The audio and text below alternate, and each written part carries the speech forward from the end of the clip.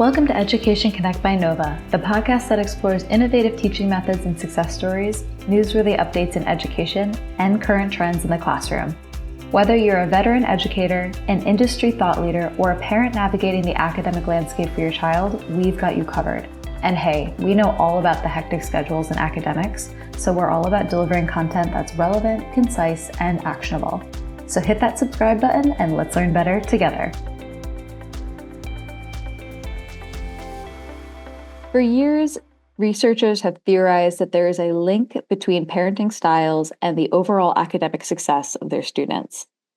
Numerous studies have hypothesized that parents have a direct impact on the academic success of their students, which begs the question, what does it mean to be successful? Is it a high GPA, a balance between academics and extracurriculars? What about student satisfaction and self-esteem? While the results showing a link between parenting styles and academic success have been relatively inconclusive, in 2005, the Academy of Management and Learning studied a different marker connected to high GPAs, the student's overall satisfaction in life. If you're a parent with a teenager at home, you're probably thinking that you can't do anything about your student's overall satisfaction. But with a little support from you, your student can get a boost in self-esteem and a sense of accomplishment in life. Today, I'm here with Dr. Fangzhou Yu-Lewis to talk about the ways parents can boost their students' self-esteem for success in school and beyond. Dr. Yu-Lewis is a clinician, counselor, educator, scholar, and first-generation immigrant. Dr. Yu-Lewis is one of the core faculty in the counseling department at Northwestern University. She also serves as a clinical supervisor working with therapists in training and a staff therapist at the Family Institute. She specializes in the areas of treating immigrant families with intergenerational conflicts, interracial and intercultural couples, grief and loss issues, as well as life stage transitions. Hi, Dr. Fangzhou. How are you today? I'm doing good. Thank you so for much. having me. It's my pleasure. Thank you for coming on today. We're really excited to talk to you about this topic. Your focus, as we said, is on typically intergenerational relationships and more specifically that within families. So when these clients or patients come to you, what is usually the biggest challenge they're having? So usually the presenting concerns from the families with intergenerational conflicts or relational conflicts, commonly that's about troubled communication. In other words, translating in a more professional language, I would say that is like a contact confusion. So here, contact refers to experience of a boundary between me and not me. It is experience of interacting with the not me while maintaining a self-identity separate from the not me. So in plainer words, as interacting with other people without losing one's identity, without losing one's individuality. So the challenge in those intergenerational relationships lies in the struggle to nurture and maintain such a boundary. So when family members argue and have conflicts, and oftentimes the confusion comes from the self-assigned roles of too much of me. Examples are like, parents not listening to the children, they hold on to, their beliefs. They're not necessarily nurturing children's desire in their me forming process. Or sometimes there are generational trauma passed down and never being indirectly addressed. So in that sense, the contact is very vague and blurry, does not, it's not good soil for healthy communication. Mm-hmm. And when it comes to immigrant families, there's more specifically, challenges would be, different acculturation pace among the family members and different attitudes towards the cultures of the host country and the home country, including all different areas in life, for example, sexual orientation, lifestyle, recreational drug use, career paths, you name it. So that's mainly what I see, in my office. Mm-hmm. That's very interesting. And I can definitely understand this disconnect between cultures especially coming to a different country and acclimating to it, and as well having a student or a young teenager who's developing in that country. Exactly. So you specialize in support for first generation immigrants, and as well, I understand that you are a first generation immigrant as well. So did your experiences growing up affect your interest in this specialization? Thank you for the question. Not so much from my own personal experience, because when I migrated here, I was a young adult already. I came here for my master and a doctor. But my interest mainly comes from my clients. So here, I work at Northwestern, the Fab Institute. We're close to, Chicago. The school is in Evanston. So there are a lot of immigrant families here. And I have been very privileged to serve this type of families and walked alongside with them to figure out, just the life issues. So each immigrant family's story is so moving, and I found a personal and a professional calling to dedicate my research and clinical interest, in this topic, in this population. That's very interesting. One thing you mentioned to me a little bit earlier about the multicultural families and the challenge with communication is the me and not me topic, right? One thing that I think is quite interesting, though, is that parents and teens who come from, let's say, different cultures, oftentimes they may even speak different languages. Quite literally, someone might have a mother tongue that's different from, let's say, English that perhaps the student has grown up with. Now, do you find that this is also a common denominator within your patients or clients? Absolutely. This me, not me. A lot of times for different generations, they may have a different language tied to the me and the not me. So in those communications, that's where the gap exists, because they don't have the shared language or shared communication method to understand the me or not me. In our profession, we know words are the smallest psychological unit. The use of different words in different languages shapes, how we think, how we feel, and how we act. Examples like Hindi or Mandarin are different sets of, a very strict way of using words when you speak to, different people.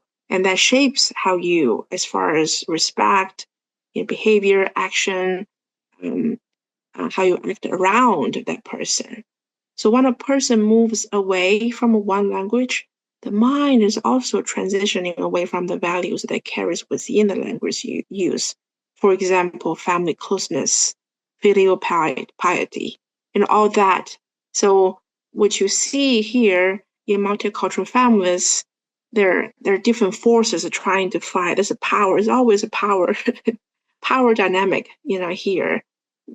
For the older generation, parents, the first generation immigrant, they may want to hold on to the very traditional cultural tie. And you see, on a superficial level, that's how they have strict rules as far as what language can be used and spoken in the family. And unfortunately, for parents, for immigrant families, while they're doing that, they're actually not helping or nurturing the teenagers to develop the language they need to build a really good, strong peer support for them to survive in the school setting. So you see what parents trying to do, they thought that was helpful, as far as strengthening the tie, but on the contrary, is not actually help the teen to build a good self-esteem. And we're talking about self-esteem. That's one thing from the language we see, from the language study and the research I do. We see the connection there. So a shared language use will help the parent-child relationship.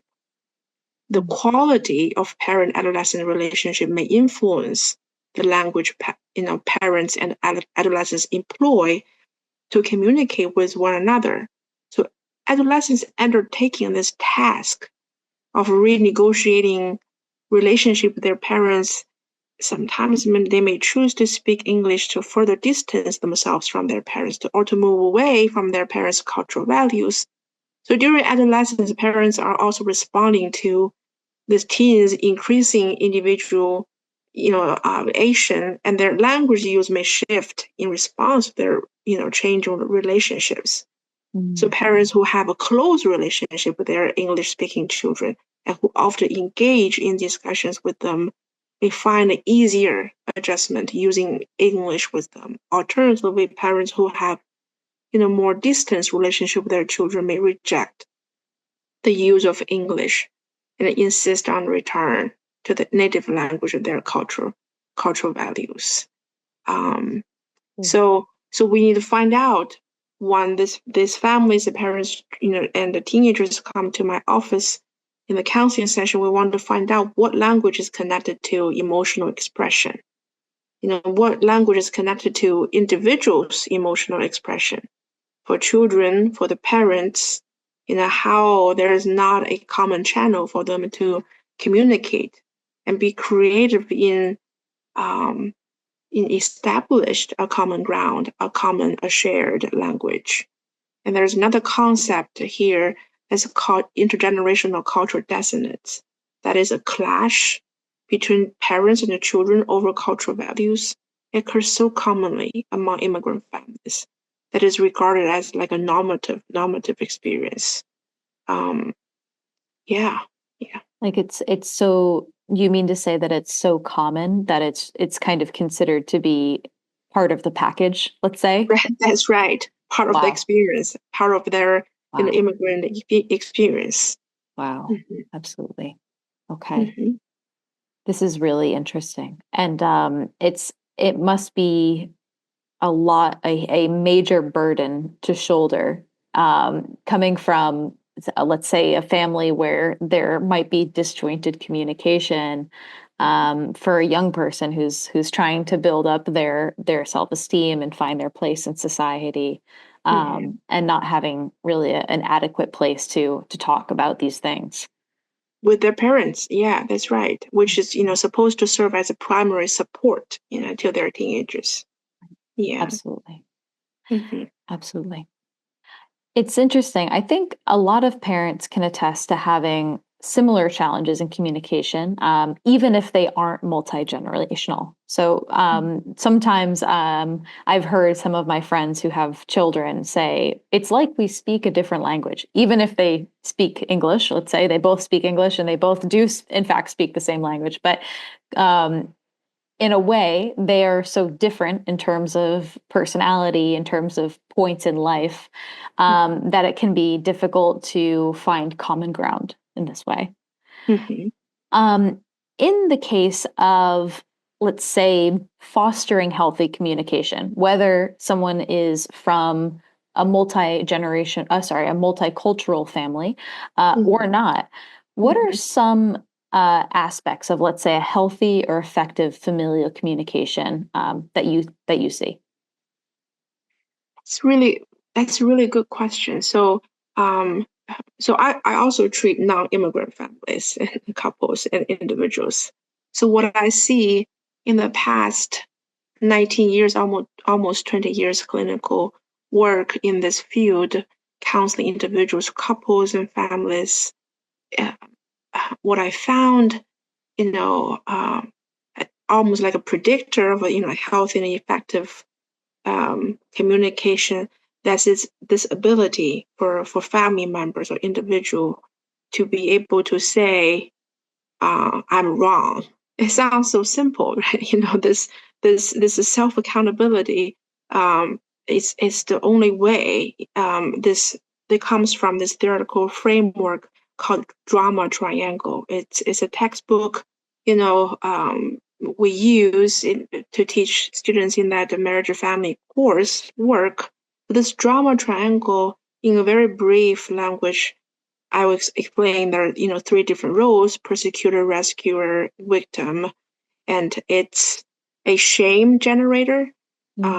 We none of us could say we were born from a very healthy, no no glitch, and everything was a perfect communication environment growing up. So more or less, we bring some kind of baggage, some kind of, unresolved issues into the current relationship. Even when, believe it or not, we're not perfect when we have kids. So we're just like, as we go, we work as we go. Yeah. And so, so this particular drama triangle, this theoretical framework is we all have like a starting role in this drama triangle, and it's so hard to get off this drama triangle, um, because the lacking for self accountability. This triangle has the effect of reinforcing the old and painful beliefs and keeps us stuck in a limited version of reality, which is rotating here, and because of lack of self of awareness, or not much support from professional help. So we're on this triangle. The only way to get rid of this, or the only way to start having healthy and effective communication, is that we must be willing to be perceived as the bad guy. So for parents to say, that tone was not so good. That's my fault. It's not because of the kids are whining, all this, or some objective reasons. My boss give me a hard time, but recognize no matter what, you got the choice, and you did not make a healthy choice when your kids, ask you something and you yelled back. So the ability of being willing to be perceived as a bad guy, that's the only way we can, get rid of this drama triangle, start having, more realistic, more accurate reality. And we're modeling this. I'm speaking from a parent's role. We're modeling this to the younger generation what could be like for communication. Because when you do that, you change the narrative. It's not about the kid's fault. Why you keep asking? You drop the food and then you keep asking me, and you're the trouble. Because children oftentimes they don't have the ability yet to identify. So that's what particular circumstance, they oftentimes they identify themselves as the fault or the bad guy, or it must because I am bad. Mom and dad behave this way. But when when the parents are willing to be perceived as the bad guy, the self accountability, this very powerful message we're sending to the younger generation that the narrative is not what you think. So the children, so we stop the chain effect. The children will not be stuck in the limited version of reality. In I'm not good enough. I'm not lovable. I'm not capable. No, it's not that. It's because mom has something. Mom did not make the healthy choice that moment. So that's a powerful, very powerful message. So if we're connected to the ultimate topic today is about the self-esteem, and that's how you help and nurture this, the beginning, the starter, this little fire we're trying to build and nurture for the kids, this inner power. And that's when the parents, the older generation start saying, I'm the bad guy. I did something that was not appropriate. And so the children's the story, and they will tell themselves, continue to tell the next generation, will be forever changed and empowered. Mhm. Another point, this is actually go hand in hand, the sense of a security. The sense of a security, this sense of a self will not be threatened by anything that comes from a healthy or warm, a loving, environment. And it can be applied, implemented between, family members, between spouses, between parents and the children. It is okay to make a mistake. It's okay to fall. The particular behavior needs to be improved, needs to be, refined, but does not mean you're bad. Does not mean, that's going to change mom and dad's love for the children. That message needs to be constantly reinforced. So the sense of security is there, separating the behaviors and the self. Like I said early, children, adolescents, they tend to they tend to connect any feedback they got from parents to the self. Mama's mad because I'm bad. Teachers are happy because I'm unlovable. This directly penetrates to the level of the self. We need to do whatever we can, parents, professional helpers, educators, to protect that, the separation between the self and the self, the self and the behaviors. Sorry. Yeah. That's really interesting. You brought up some incredible points here because although maybe someone's never heard of the term drama triangle before, I think any one of us could imagine ourselves in this kind of communication triangle here to see which one we are or which one we've experienced personally or even witnessed, right? So this is quite relatable too. I have a question. Why is it, or do you have a guess or maybe something to add as to why it's fairly common, if not almost default, that a young person might connect their behaviors to their self? It just, goes to the biological, aspect. And early on, they don't have the cognitive, ability to understand, departmentalize, process things very thoroughly and deeply. And it's, um, one example I'll show, my mind sometimes randomly have these images. So I have two children, 3 and 5, and then my daughter the other day draw a person. I'm sure as an educator, you probably work with younger kids. When they draw a person with that age, developmentally, that's just the head, the no body. The body is like one A line, stick, and everything. yeah. Yeah. So they don't have that kind of imbalance biologically, in their brain. The frontal lobe is not fully developed until 26. So you can just imagine that how that can be easily penetrated to the self level. Yeah. So that's the developmental psychology. Oh, okay. Interesting. So this is really something that parents, it could be essentially, it could be a make or break in terms of communication for understanding, first of all, this aspect of developmental psychology, as you're saying, and figuring out a way to build value in the self and saying, behavior is not necessarily definitive of who you are. Mhm. So this really makes a lot of sense. Having this kind of essential piece of effective communication connects to self-esteem. Do you find that students with less freedom or even less ability to communicate with their parents have lower self-esteem? Do you think there's a correlation in that sense? Absolutely. It's documented in the literature, research. The openness in communication with parents is a significant predictor of self-esteem for youth. So if we're talking about self-esteem here as a treatment target, the focus often is on nurturing more direct and open verbal expression between family members. So oftentimes direct, open expression, in certain cultures is viewed almost like a foreign concept.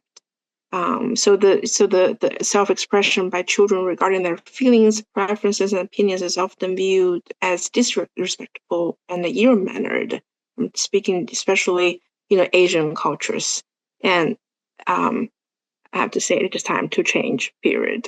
So I want to focus on Asian families a little bit more here, because I have done quite a bit of, research in this particular cultural ethnicity, background. um, because parents need, a lot of times they have their opinions of what's considered the good behaviors and what's considered respectful behaviors, and the parents need to understand that assertive verbal expression by children is not sign of disloyalty, but it is a crucial skill in this new environment. Here we're talking about in the U.S. So parents better understand the overemphasis on academic achievement, strict adherence to traditional values and behavior norms, and constricted communication styles can have harmful consequences for their children's psychosocial adjustment and psychological well-being. I know it sounds so serious, but it is a serious, business. what this parental role, how much impact it could have on children and impact the children's, self-esteem. Specifically, when we talk about students, within immigrant families, in other words, students with bicultural or multicultural backgrounds, the more integrated, the cultural identities also correlates with a more secured self-identity. So we're not, just leaning one way. Yes, we want to nurture, help students in this, language use and assertive, verbal expression. But research also says, so research has lots of things to say, that that needs to be done, it needs to be protected, it needs to be supported. But if the student is not necessarily, have a good connection with their, this cultural ethnicity identity, it also predicts low self-esteem. And so I do not know how the parents would take this information. It's almost like I'm giving, contradicting information. But integration is the key takeaway points here. We have to do both: support, validate, create a space for students to be who they are in this new environment, and at the same time find ways to help the students feel pride in the multicultural identities. The integration always predicts, better academic achievement, self-esteem, this more matured self-identity than assimilation. Assimilation, which means, ditching the culture, the traditional culture, but totally immersed with the host country culture. So more integrated cultural identity includes a good connection with the family culture, parents identified in the cultural roots. Yeah.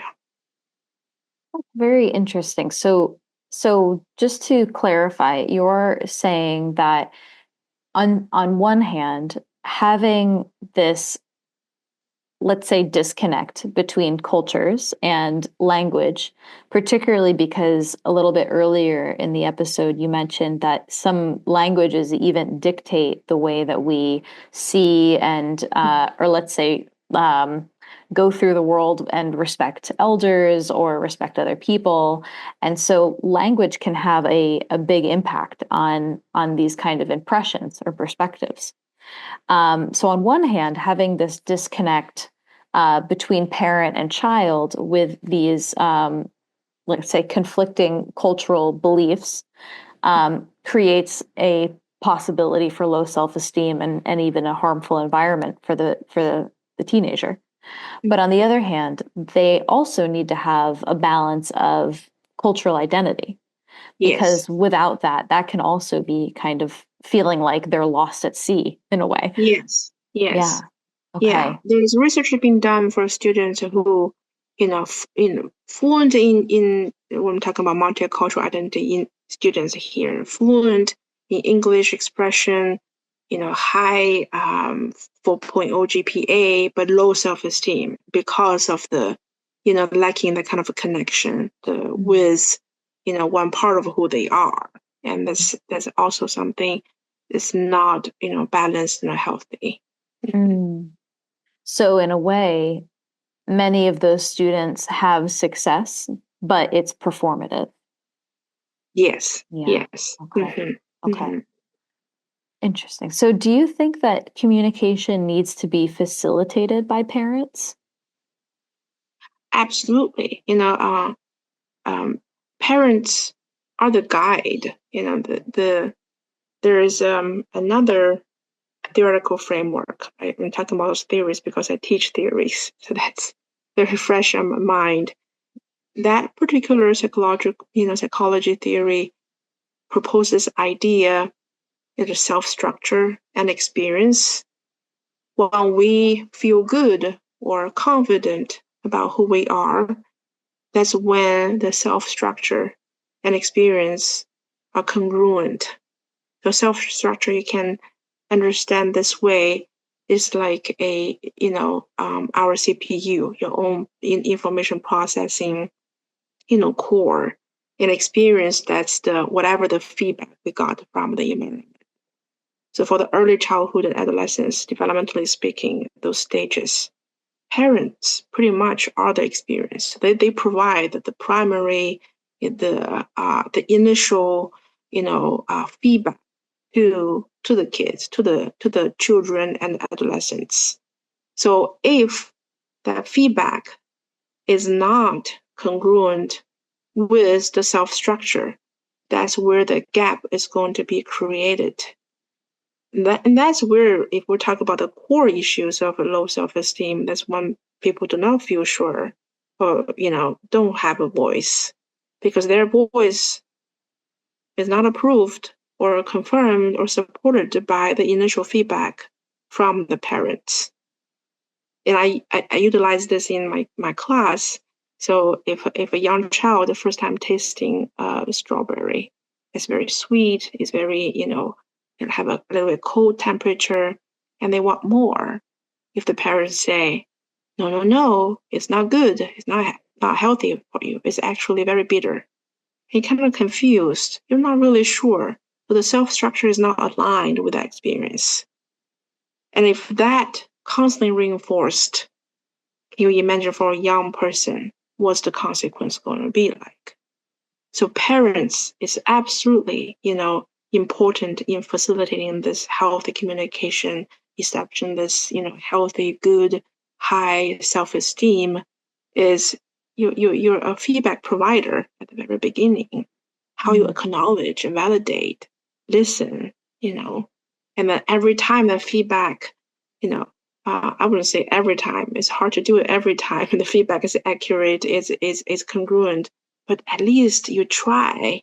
Even sometimes by accident, you provide a false feedback, and it goes back to the drama triangle, self accountability. You quickly acknowledge that. That's not because you're wrong or this, and because mom did this or dad did this. This is all connect together for parents. I hope this will be clear and tangible for parents to take away and work through those communications with the young children. Mm-hmm. Absolutely. And that actually ties well into my next question for you, because I think in a lot of cases, parents may want to and really actively try to facilitate positive and healthy communication, but might not know where to start, or they might feel a little lost in the process. Do you have some Yeah. recommendations for parents, particularly if they feel challenges in communicating with teens? Um, so I often say this to my clients, who are parents. I often ask them to ask a reflective question, like, is this comment or feedback that is love-based or fear-based? A lot of times, it is actually fear-based. Fear-based, for example, when it comes to, you know, um, career choices or different choices, and you providing that particular feedback or not taking consideration what the children wants, is it because of your fear or your love for the children? If it's a fear based, I'm not saying that it's wrong, but that's something you need to process, address yourself, you know, and then hopefully that's going to uh, help you switch the language, the wording, and make it more love based. When it's love based, it's totally very different communication style, and for the children to feel validated and supported that way. That's pretty much like a a grounding kind of a principle when it comes to communication. And there is a book I want to recommend, a book that's Good Inside. It's a really good parenting book, and I benefit a lot from that particular book. It gave some tangible kind of communication tips. Mm-hmm. For that recommend. So it's called Good Insight, the book? Yeah, Good Inside. Awesome. Okay, Mm-hmm. perfect. Yeah, we'll be sure to list that in the show notes. Appreciate you recommending that. Yeah. Mm-hmm. This is very interesting. So to clarify, so fear-based communication tends to be more about the parents' fear of something happening versus their love for that child. Mm-hmm. Okay. Yeah. Understood.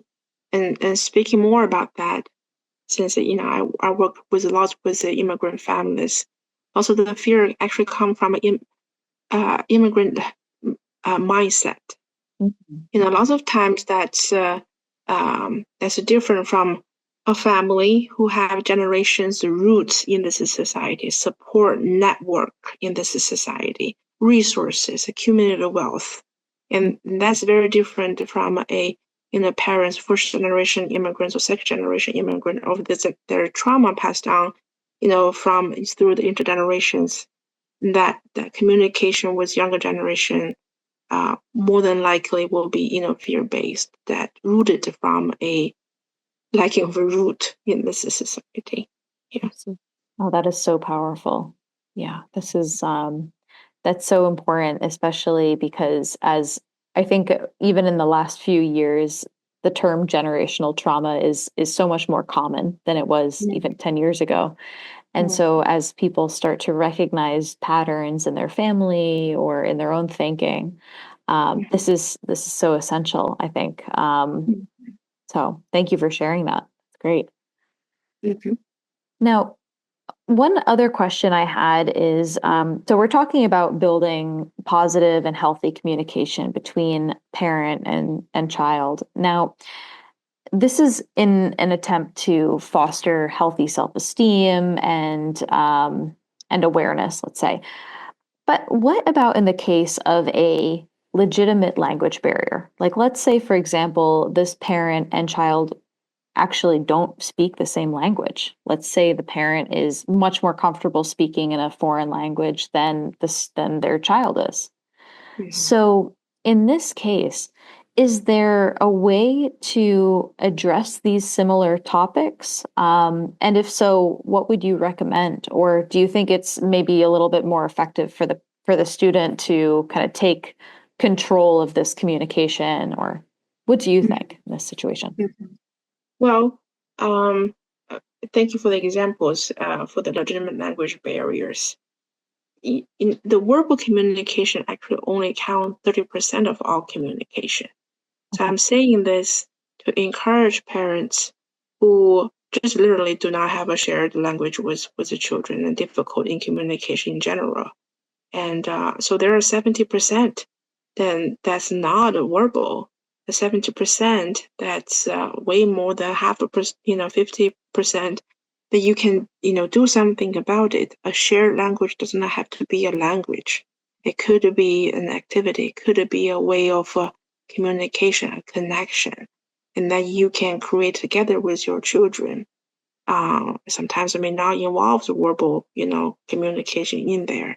And that's also forming a bond, a connection between the two generations and the two individuals. So you can still, in that way, to build a connection, build a self-esteem with your children. Um, I want to mention my research model is called turning the view. It's turning the view literally. It, we have different variables on this view. We have parents, we have children, we have a host country culture, and a home country culture.